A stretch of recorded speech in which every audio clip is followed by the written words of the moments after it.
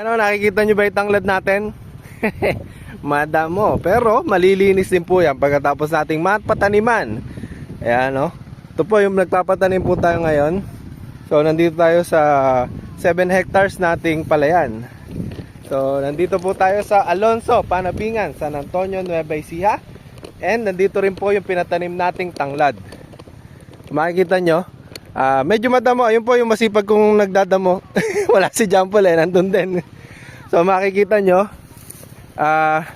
yung malinis na tanglad natin kapag ka po nadamuhan, ayan o. So bumulas na. Ito po yung update natin sa tinatanim nating tanglad. Aray, matigas pala. So buhay na yan. Mabango na nga dito eh. So kanyan, mga limang pitak, mga 3,000 seedlings. Bilangin natin. Ayan o, ganda po dito. Ayan yung arayat.